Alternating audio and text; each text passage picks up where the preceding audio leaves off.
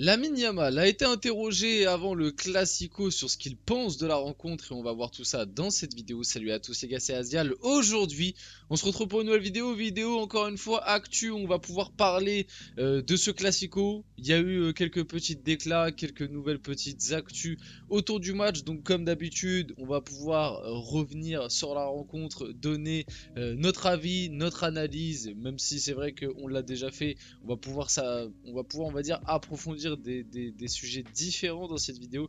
S'attarder notamment sur le duel Lamine Yamal-Mbappé. Parce que bon, Lamine Yamal, il a parlé du Real, il a parlé des forces du Barça, il a été interrogé sur le Classico. Bah, on peut se poser la question, on peut développer un peu là-dessus. Est-ce que ce Classico, le nouveau duel, les nouveaux visages, c'est quoi? C'est Mbappé vs Yamal, Vinicius vs Yamal? Est-ce que c'est Lewandowski vs Vinicius? Parce que tu vois, ces derniers temps, on a beaucoup vu le duel 100% brésilien sur les réseaux, Rafinha-Vinicius. Bref, il y a plein de questions à se poser. Plein de choses à dire sur cette rencontre, etc. Avant que la vidéo commence, n'hésitez pas à la liker, à commenter, à partager, à vous abonner. Ça fait toujours plaisir et ça aide pour le développement de la chaîne. Et nous, on va pouvoir y aller dès maintenant. Donc bon, qu'est-ce qui a été dit par Lamine Yamal du coup avant le Classico de samedi? On pense être la meilleure équipe et je pense qu'on le prouve. On y va avec nos forces et que le meilleur gagne. Et je trouve que la décla est très intéressante par rapport au fait qu'il sait que bon, voilà, déjà il dit quelque chose dont on pouvait se douter, c'est que le Barça va y aller avec ses forces. Je ne vois pas et je ne pense pas, et ça peut être très dangereux, mais je ne pense pas que le Barça va essayer de s'adapter face à ce Real Madrid. Je peux me tromper, peut-être qu'Hansi Flick va tenter une adaptation, mais vu qu'il ne l'a pas fait face au Bayern, bon après on va me dire que le Bayern offensivement est moins fort que le Real Madrid et a moins de qualité de percussion et de profondeur, sûrement. Mais en tout cas moi je me posais la question déjà face au Bayern, est-ce que le Barça ne devait pas s'adapter parce que en Liga le jeu du Barça, c'est-à-dire aller chercher très très haut et avoir une ligne défensive très haute qui joue le hors-jeu en Liga, ça va passer 95% du temps. Mais moi, déjà, je me posais la question, Ligue des Champions, est-ce que ça va passer? Au final, face au Bayern, c'était quand même un gros test, c'est passé. Et c'est même très très bien passé. Donc là, face au Real, Lamine Yamal nous le dit, on va y aller avec nos forces, que le meilleur gagne. Donc je pense pas que le Barça va s'adapter. Et en réalité, c'est vrai que j'ai déjà parlé un petit peu de ce match et tout dans une précédente vidéo, mais j'expliquais que pour moi, je voyais le Barça favori. Mais c'est vrai que le truc aussi, tu vois, après avoir fait la vidéo et tout, je réfléchissais sur le match et tout, et je me disais, en vrai, le Real, ils sont pas dans une bonne forme, même s'ils viennent de gagner 5-2, globalement, ils sont pas dans une bonne forme.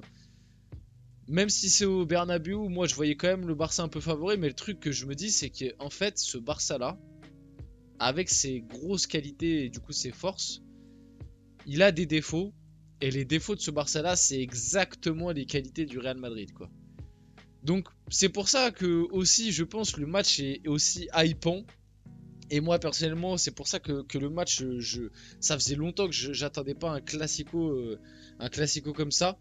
Parce que déjà, tu as deux équipes qui reviennent sur le devant de la scène. Voilà, le Real Madrid vient de gagner avec des champions et ils viennent de prendre Mbappé. Donc en termes de lumière, bah, c'est difficile de faire mieux.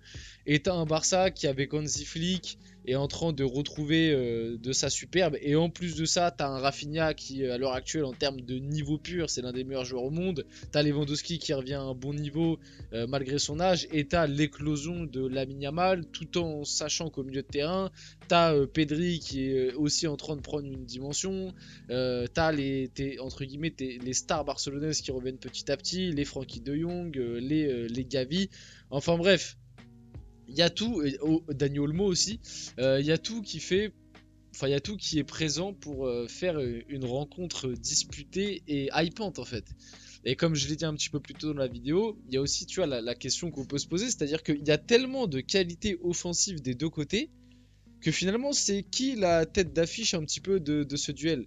Côté Barça, c'est plus Rafinha pour sa forme du moment, c'est plus Lewandowski parce que c'est le meilleur buteur actuel, ou c'est plus Lamine Yamal parce que c'est le jeune qui est en train d'exploser, qui est, on va dire, dans la trajectoire d'un Léo Messi. Et côté Real, est-ce que c'est Vini qui quand même ressort comme ton joueur phare numéro 1, ou est-ce que c'est Mbappé qui est la star qui vient d'arriver du côté du Real Madrid?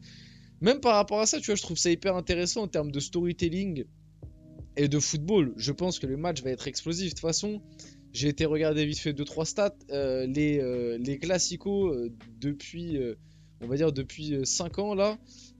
Enfin, même, parce qu'en gros, il y a eu une petite période 2018-2019 où les Clasico c'était en termes de score. En fait, après le départ de CR7, il y a eu 2-3 Clasico d'affilée qui étaient pas ouf.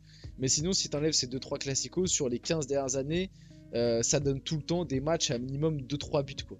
Donc je vois pas pourquoi avec les qualités offensives des deux équipes, je vois pas pourquoi on serait pas dans cette veine là. Donc je pense que ça va être complètement dingue. Surtout que bah, les reproches qu'on peut faire un peu aux deux équipes, c'est défensivement. Comme je l'ai expliqué, le Barça a des énormes qualités, mais il a aussi des défauts de jouer très haut, jouer le hors-jeu face à des flèches comme Mbappé, Vinicius, bon Rodrigo sera pas là, mais même un Valverde qui peut prendre la profondeur par exemple.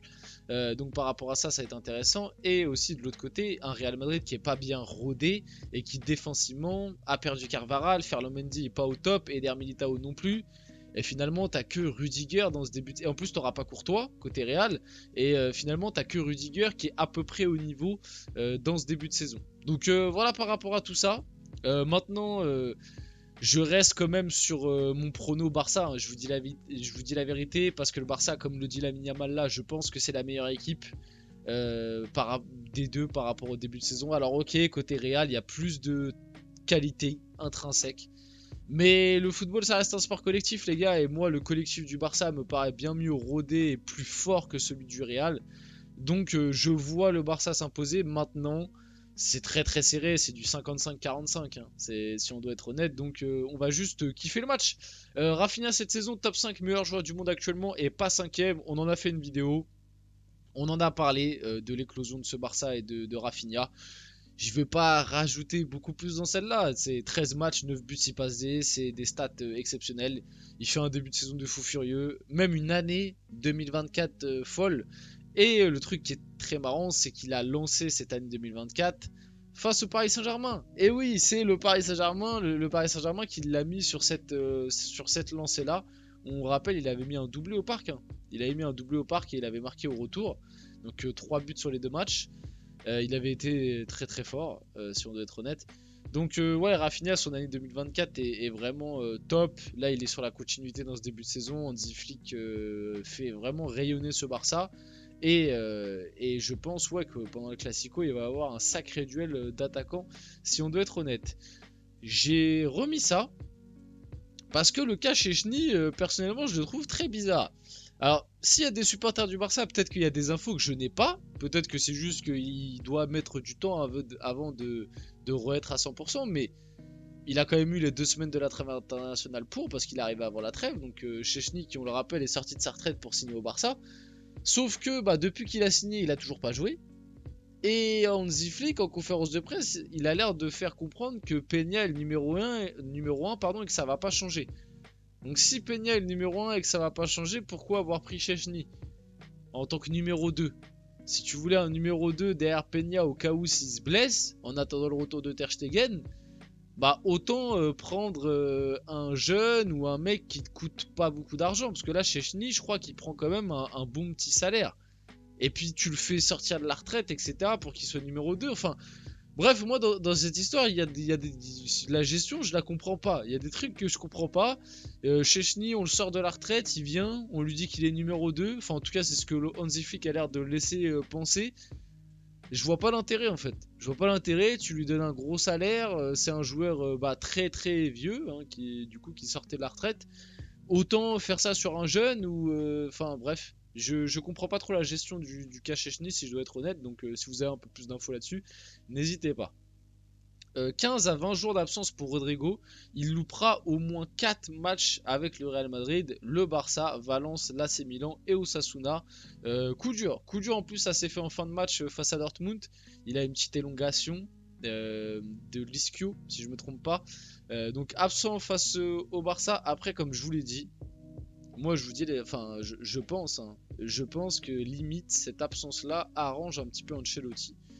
Parce que le 4-3-3, je pense pas que ça aurait été l'option choisie face au Barça. Donc dans tous les cas, que Rodrigo soit là ou pas là. Enfin, c'est toujours mieux qu'il soit là pour une sortie de banc, mais je pense pas que Rodrigo aurait été titulaire dans tous les cas. Parce qu'on l'a vu, le 4-3-3 face à Dortmund, t'as pris l'eau encore une fois, même si au final tu gagnes, avec un scénario improbable, t'as pris l'eau. Donc je pense limite que ça arrange Ancelotti que Rodrigo soit pas là pour le Classico.